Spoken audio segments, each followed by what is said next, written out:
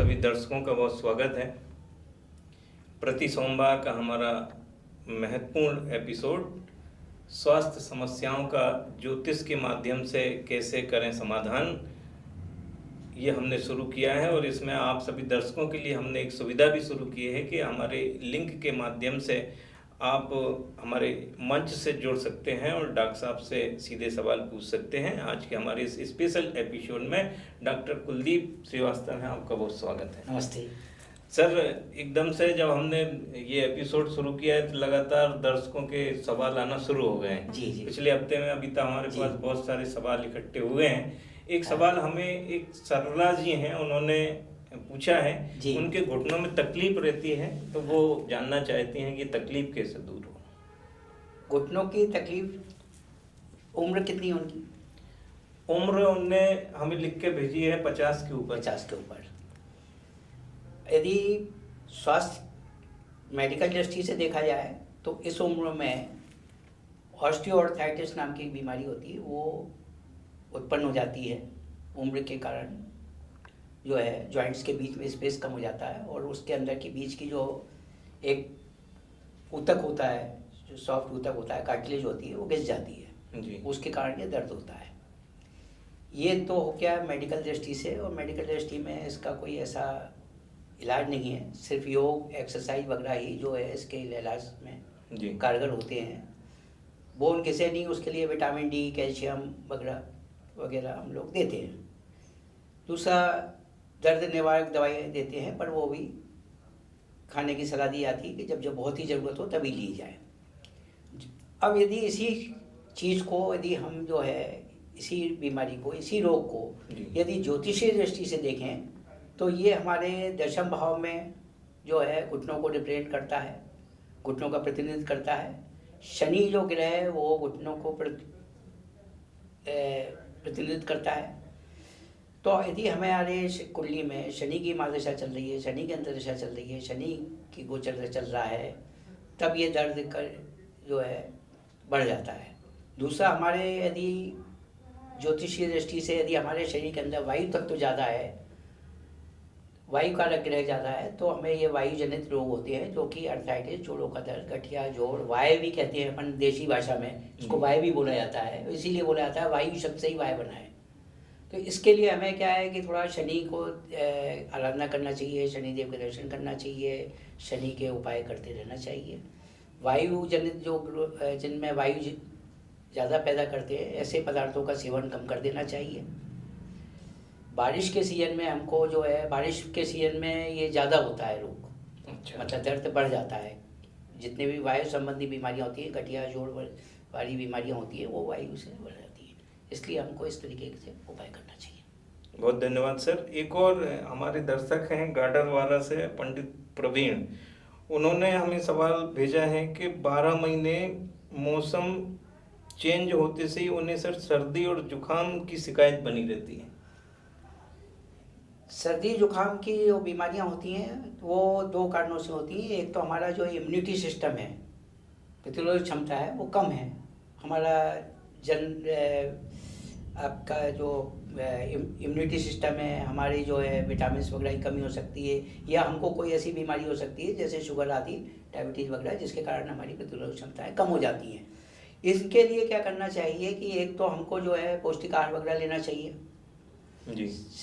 मौसम चेंज के समय हमको विशेष सावधानी बरतना चाहिए कि हम एकदम एक्सट्रीम मौसम से एकदम, यदि हमको बाहर निकलना है, ठंड से गर्मी में आना है, तो हम थोड़ा सा अपने को पहले संतुलित कर लें उस टेम्परेचर के प्रति, और एकदम से बाहर आने के बजाय गैप करके थोड़ा समय व्यतीत करके फिर अपन एक्सपोज करें। दूसरा क्या है कि ये जो अगर ज्योतिषीय दृष्टि से देखा जाए तो ज्योतिषीय दृष्टि से व्यक्ति का यदि चंद्र और बुध जो है वो कमज़ोर होते हैं किसी भी दृष्टि से, ऐसे व्यक्ति जो होते हैं उनकी जो है वो जल्दी उत्तेजित भी होते हैं, जल्दी नर्वस भी होते हैं, जल्दी डिप्रेस भी होते हैं, जल्दी एक्साइटेड भी होते हैं। इनको चंद्र के संबंध में जैसे पानी का सेवन ज़्यादा करना चाहिए चंद्र के सुधार के लिए। बुद्धि के सुधार के लिए हरी सब्जियों का सेवन ज़्यादा करना चाहिए। ऐसी चंद्र के लिए हम जो है उपाय बताते हैं कि ओम नमः शिवाय का जाप करें। बुद्धि के लिए उपाय जो बताते हैं ओम गणेशाय नमः का जाप करें। इनसे भी हमको चंद्र और बुध से संबंधित बीमारियों से मुक्ति पाने का समाधान होता है, साधन निदान होता है। महाराष्ट्र समाज के अध्यक्ष हैं करपे जी, उनने एक सवाल भेजा है, पाइल्स के लिए जड़ समाप्ति वाला उपाय डॉक्टर साहब बताइए आपसे एक दिन के।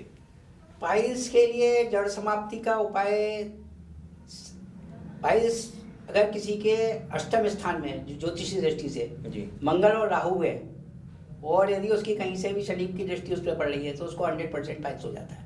अच्छा, ये एक योग देखा गया है कि पाइल्स का, बवासीर का रोग जो है उसको होगा ही होगा। अच्छा, अब इसके लिए उपाय ये है कि अपन ये जब बढ़ता कब है, इसके समय जब ये मंगल राहु की दशा या अंतर्दशा उसके ऊपर शनि का गोचर आने लगता है, तब ये बढ़ता है। तो हम एक तो मंगल राहु और शनि को जो है ग्रह के उपाय करते रहें। जैसे शनि के लिए शनिदेव के मंदिर के दर्शन करते रहें, राहु के लिए हम राहु का जाप कर सकते हैं, ओम राम राहुवे नमः का। मंगल के लिए हनुमान जी के दर्शन कर सकते हैं, उससे कमी आ सकती है। परंतु चूंकि ये जो है ज्योतिष शास्त्र ये कहता है कि हमारे जन्म जन्मांतर कोई कर्मों का फल होता है, इसलिए इसमें हमको ग्रह सहायता करके कम कर देंगे, पर जड़ से समूल नाशक नहीं होता। और इसीलिए देखा गया है कि जो मेडिकल फील्ड के अनुसार जो है, इसमें सिर्फ जो है सर्जरी ही एडवाइज की जाती है। सर्जरी के बाद भी ये पूरी तरह आराम नहीं होता है लोगों को। अच्छा ये इसी सर, भोपाल से एक और हमारे दर्शक हैं सुमित चतुर्वेदी, उनने पूछा है कि लगातार बैठे रहने वाला कार्य होने से पेट बढ़ने और गैस की समस्या और सर दर्द की समस्या बनी रहती है। एक बार दोहराएंगे क्या? लगातार बैठने वाला उनका कार्य है ऑफिस में, जिससे उन्हें गैस की समस्या और सर दर्द की समस्या बनी रहती है। लगातार बैठने वाला कार्य ज्योतिषी दृष्टि से देखा जाए तो वही व्यक्ति लगातार बैठने का कार्य उसके पास रहेगा जिसका शनि या तो चतुर्थ स्थान में बैठा हो जी, या शनि दशम स्थान में बैठा हो, या शनि की तीसरी और सातवीं या 10वीं दृष्टि जो है चतुर्थ स्थान में पड़ रही हो।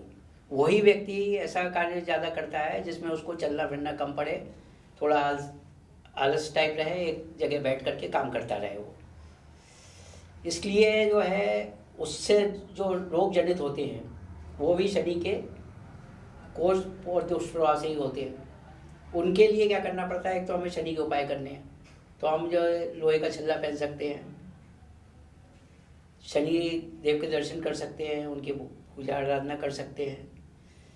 बाकी जो है ये इसमें जो लगातार बैठे रहने से मेडिकली दृष्टि से यदि देखा जाए तो हमारा क्या होता है कि जब मूवमेंट नहीं होती है तो हमारी आंतें में मूवमेंट, पैरास्टलिटिक जो मूवमेंट होती हैं वो नहीं हो पाती हैं। तो वहाँ पे जो है हमारा जो है मल इकट्ठा होने लगता है, गैसेस ज़्यादा बनने लगती हैं, वो गैसेस ज़्यादा इकट्ठी होती हैं, उसके कारण जो है हमको ये तकलीफ़ें पैदा होने लगती हैं।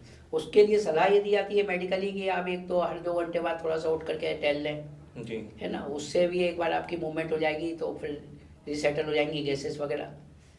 खाने के समय जो है यदि अपने को लगातार बैठे रहना है तो फिर हल्का फुल्का खाना खा करके ही बैठें, गरिष्ठ भोजन नहीं करें। गरिष्ठ भोजन अपने जब काम खत्म हो जाए शाम के समय, उस समय कर सकते हैं, ये सलाह दी जाती है। सर एक और हमारे महिला दर्शक हैं, उन्होंने हालांकि नाम स्पष्ट नहीं किया है, लेकिन सवाल पूछा है कि अधिक ब्लीडिंग होने के कारण वीकनेस अधिक आ गई है, वो कैसे दूर की जाए? अधिक ब्लीडिंग होने के कारण हमारे अंदर खून की कमी हो जाती है जी, जिसको हम लोग मेडिकल भाषा में एनीमिया बोलते हैं। इसके लिए तो हम रक्तवर्धक दवाइयाँ देते हैं, हेमेटेनिक टॉनिक्स कहलाते हैं, वो देते हैं।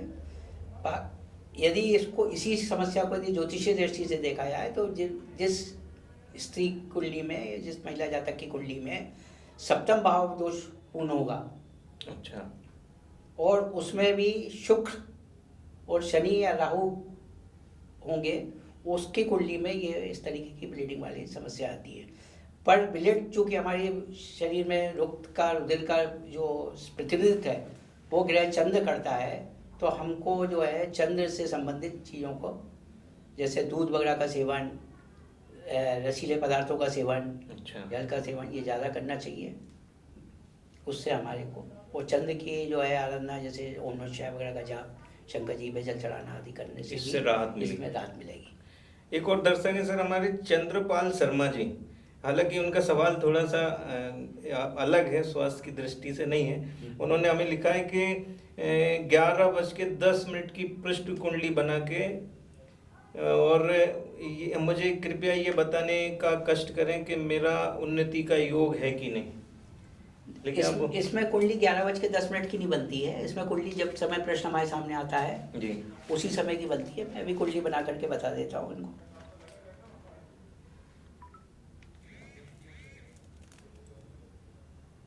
तो डॉक्टर साहब जो है चंद्रपाल शर्मा जी ने ये सवाल अभी पूछा है, उनका सवाल इस एपिसोड में इस समय पर आया है। तो सर का कहना ये है कि सवाल जब सामने आता है ठीक उसी समय वो सवाल को लेकर कुंडली बनाई जाती है और अभी वो प्रश्न कुंडली वही कहलाती है जब ज्योतिषाचार्य के सामने जिस समय सवाल प्रश्न आए तभी वो प्रश्न कुंडली है ना। तो इनका सवाल अभी डॉक्टर साहब कुंडली तैयार कर रहे हैं, फिर वो सवाल का जवाब। इनकी कुंडली में जो है एक तो इनका जो है उन्नति तो होगी पर समय लगेगा, क्योंकि इनको जो है अभी मिनिमम जो है इनको 3 से 3.5 महीने लगेंगे उन्नति होने में। अच्छा, जो भी उन्नति इनका प्रश्न है जिससे संबंधित। और इन्होंने खुद जो है कभी अपनी जो है उन्नति के में बाधा बने हुए थे। कभी इन्होंने इस चीज़ को रिफ्यूज कर चुके हैं, ये मना कर चुके हैं और उन्होंने उसको, इनका या तो प्रमोशन ट्रांसफ़र हुआ होगा तो इन्होंने मना कर दिया होगा। अच्छा, तो अब ये प्रतीक्षा करते हैं। तो ये चंद्रपाल शर्मा जी आपका सवाल था और डॉक्टर साहब ने आपको बिल्कुल स्पष्ट बताया है कि आपने ही कहीं ना कहीं अपनी उन्नति में बाधा उत्पन्न की है, तो इसको दूर कीजिए और 3-3.5 महीने बाद आपकी तरक्की के योग बन रहे हैं। ये हमारे दर्शकों के इस सप्ताह के सवाल थे। डॉक्टर साहब से और आप स्वास्थ्य संबंधी, ज्योतिष संबंधी सवालों को उनके जवाब जानने के लिए लगातार हमसे जुड़े रहिए। अगले सोमवार इसी समय फिर आपसे मुलाकात होगी। आप सभी दर्शकों का बहुत धन्यवाद। डॉक्टर साहब का बहुत धन्यवाद। Thank you. इन्फर्म ह्यूमन, आप तक सच पहुंचे, यही हमारी कोशिश है।